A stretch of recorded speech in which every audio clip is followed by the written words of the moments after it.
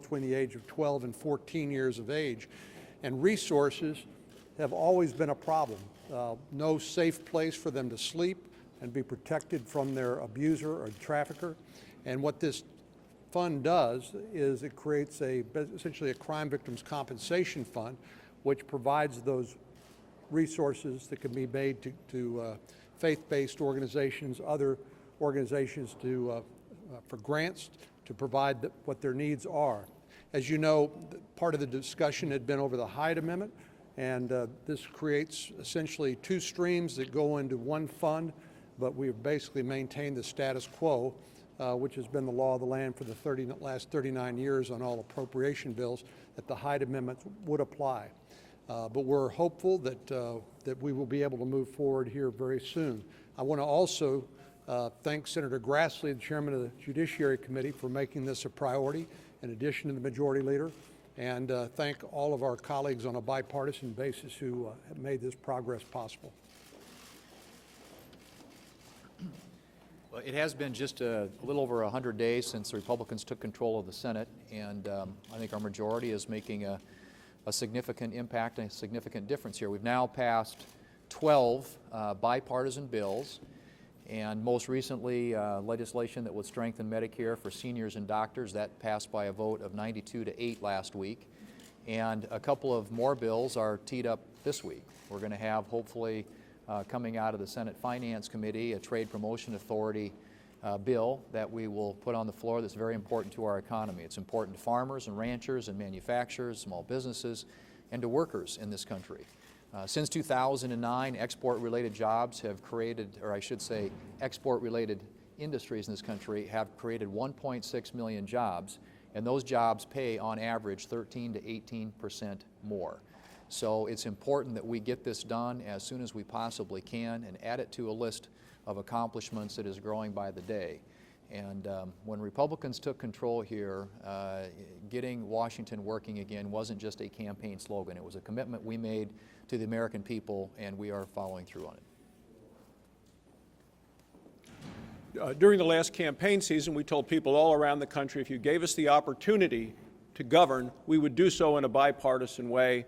And now, 100 days into this Congress, what we're seeing is the preliminary reports coming in, and they're very positive. The Bipartisan Policy Group, which has former Republican and Democrat leaders, have come out with their Healthy Congress Index, and they actually talked about a burst of energy in the new Senate. And they did this based on a number of things. One is just total number of days worked is up from previous Senates. What they've seen in terms of regular order, that's up. The number of bills reported out of committee is way up. And then just in terms of votes, the number of amendments voted on, Republican and Democrat offered amendments, is larger than it's been in previous Congresses. This is just part of our commitment to work together to solve problems for the American people, to respond to things that are important to them. And as we've heard from the leader, the list continues to grow, and I'm going to soon be introducing a bipartisan bill on the waters of the United States to protect our environment, but as well as prevent the EPA from running roughshod over farmers, ranchers, small business owners in terms of puddles, ponds, and areas that the EPA believes they should take control. But in a bipartisan way, Congress thinks the American people should have a say. Well, one of the issues we'll be dealing with in the next few days will be the level of Senate involvement in the negotiations with Iran.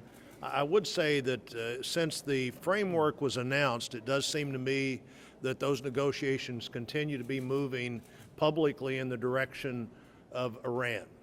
The framework was there will be no sanctions relief until we see a lot of compliance. Suddenly, that's negotiable. It appears that everything is negotiable if the Iranians want to negotiate it, and I think it's going to be an interesting debate. One of our topics has been whether or not the fact that they are sponsors of terrorism should be part of this discussion.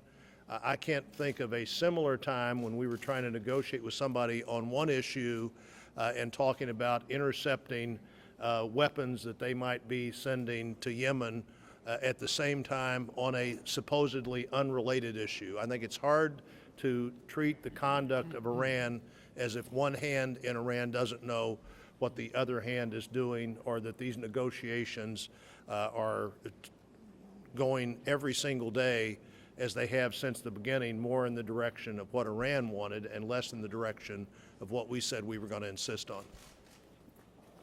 Last November, I was elected by my Republican colleagues to a position that would necessarily be somewhat more political than other members of the leadership. That said, I want to take a moment at this juncture to say a word for bipartisanship and to give some credit where credit is due.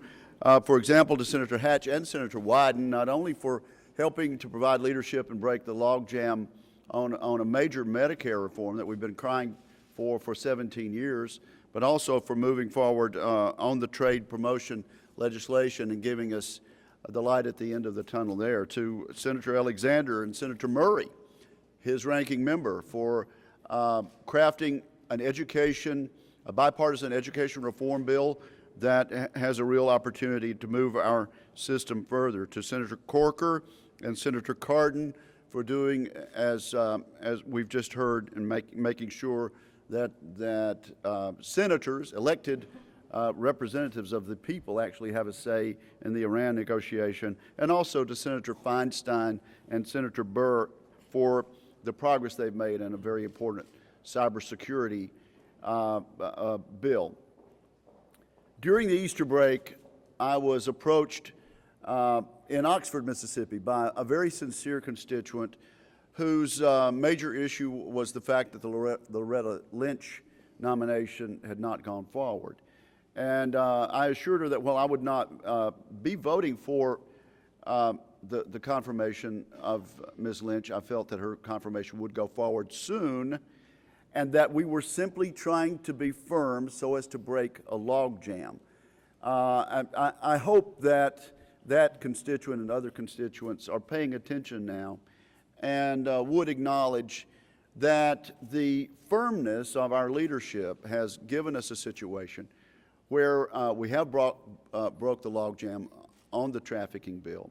We can move that this week with an open amendment process, move to the confirmation of a new Attorney General. And so I would salute the chairs and ranking members whose names I've mentioned, but also I want to salute this leadership team for being firm when we had to be, but for creating an atmosphere in this new Senate governed by a Republican majority for the first time in 8 years, where bipartisanship can break out and has in fact now broken out, and accomplishments can be made for the American people. Good government and good legislation, I believe, are good politics for both parties. I want to get your take on this discrepancy in terms of the administration's estimated breakout times. As you probably know, the president's been saying for several years that Iran is about a year or so away from a nuclear weapon, but according to Bloomberg, the administration's own classified estimates puts the number closer to 2 to 3 months, which is now the figure that the administration's using. Are you concerned about that, especially as it comes while they're making the hard sell on the nuclear deal? What do you make of that? Well, what I make of all of this is apparently for the next 3 months or so, we're going to have a lot of interpretations from both the Iranians and from the administration about what the deal does or doesn't do. The good news for the American people is the bill, the Corker-Menendez bill, is going to give us an opportunity to see whatever the final agreement is. And we've heard sort of daily interpretations by both sides about what it does or doesn't do. And for myself, I've just decided to listen to all of that, but in the end, we're going to have the deal. And the administration will have to provide us all the details in order to get the deal approved. And I'm going to withhold judgment. I don't, frankly, like the looks of the deal much, but we asked for the opportunity to get a chance to review it. We're going to get a chance to review it, and before we vote on it finally, we're going to know the answer to all those questions. Senator McConnell, do you believe the only way to finish the trafficking bill was to tie it to Loretta Lynch's nomination? And do you, looking back, are you yeah, I'm happy with it. Yeah, do you think that was the only way to get this done now? I'm happy with where we are. We need to finish the trafficking bill. It was an important bill. It was hung up on an issue that everybody understood initially. You followed all this for an endless period of time. I said from the beginning to the end that we'd take up the Attorney General nominee just as soon as we finished trafficking. Yeah.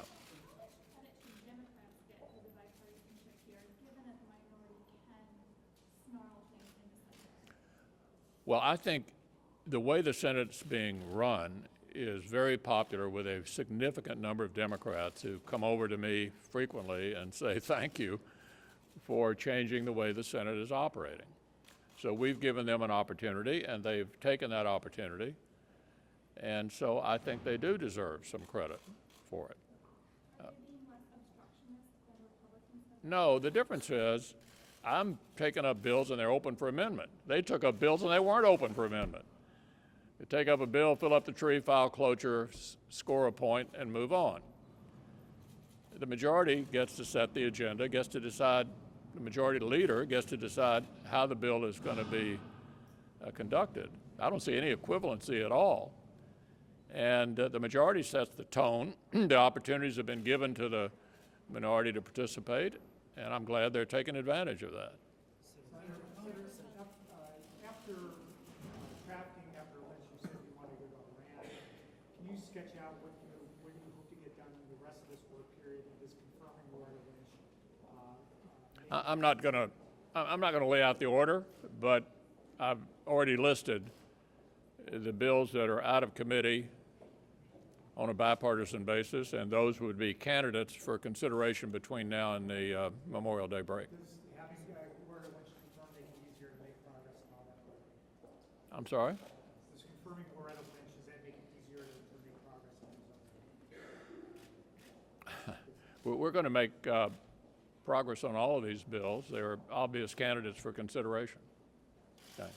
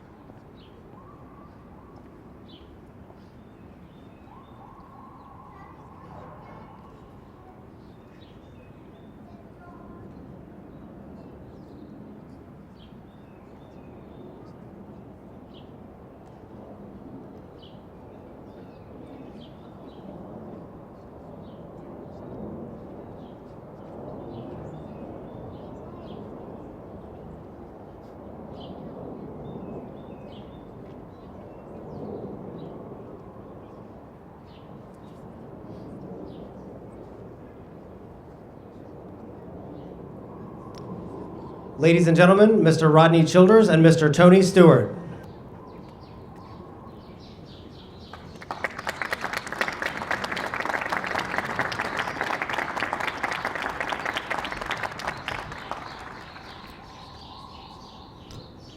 Ladies and gentlemen, the President of the United States, accompanied by Mr. Kevin Harvick, the 2014 NASCAR Sprint Cup champion.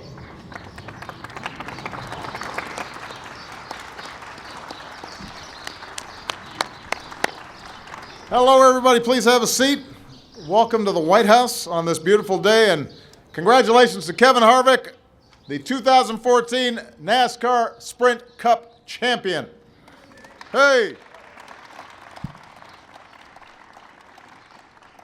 It is always wonderful to have the NASCAR family here. We've got huge fans in the White House, and we've got some big fans, including some members of Congress who are here. It's great to have Kevin's crew chief, Rodney Childers, who was here. We've also got Greg Zipadelli. Almost messed it up there. It's like Obama. Too many vowels. And the team from Stewart-Haas Racing. NASCAR's leadership is here as well. Brian France is here and Mike Helton. Welcome back. And even though the Budweiser Chevy got the White House parking pass this year, I am sure Tony Stewart doesn't mind adding another owner's championship to his collection. So congratulations, Tony. I also want to offer my condolences to everybody in the NASCAR community on the passing of a legendary reporter and broadcaster, Steve Burns. And I know a lot of fans' thoughts and prayers today are with his wife, Karen, and his son, Bryson. We are here to celebrate, though, Kevin Harvick. This was an exciting year for the 4-car. As the season started, Kevin had a new team, a new crew chief to adjust to. It usually takes a little time for a driver and a crew chief to find their groove, but Kevin and Rodney seem to figure out each other in a hurry. Sort of like when Joe Biden joined my team. So they had instant chemistry. And as Kevin can tell you, when you have a trusted partner shouting world-class advice into your ear at every turn, you can't lose. It wasn't long before Kevin and Rodney and the team behind Budweiser Chevy were firing on all cylinders. But the season was not without its ups and downs.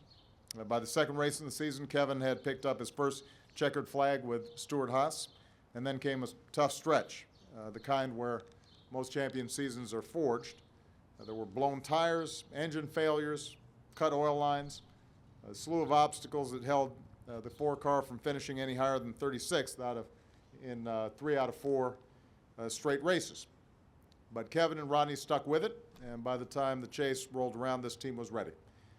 A win at Homestead capped a season where Kevin picked up 5 wins, led more laps than anybody on the grid, picking up his first Sprint Cup championship. And by the looks of it, with 2 quick wins and the points lead already in place, 2015 isn't shaping up to be too much different. Kevin's also found the time to match his contributions on the track with his commitment to family and community away from racing. His wife, Delana, and his son, Keelan, are constant presences on the track. And I know at one point, Delana even had her own fire suit. I'm sure it looked better than it did on Kevin. And I'm sure that if Michelle decided we were going to start wearing matching outfits, it would be me who adapted to her style. Together, Kevin and Delana run the Kevin Harvick Foundation, which aims to help underprivileged youth to excel both as students and as athletes. From helping his hometown Boys and Girls Club in Bakersfield, California, renovate a gym and a playground, to supporting programming which prevents bullying and violence in his former high school. Kevin, like so many others across NASCAR, is working to make a difference. So, Kevin, congratulations to you again for an outstanding season. The whole team at Stewart-Haas Racing, keep up the great work. NASCAR, looking forward to seeing more excitement on the track. Thank you so much.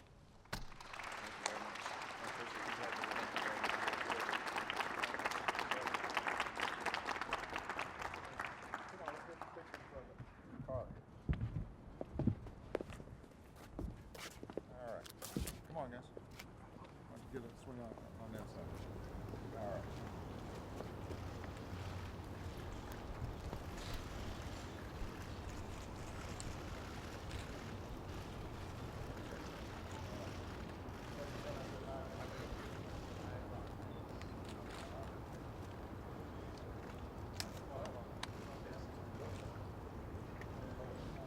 You know, the 4-year-old to the 8-year-old demographic, that's perfect. So. Yeah, he's 2.5 right now, so he's About he's wide open. 3.5, he's ready. Yeah, Okay, go wear it out, man. that's good. I like that.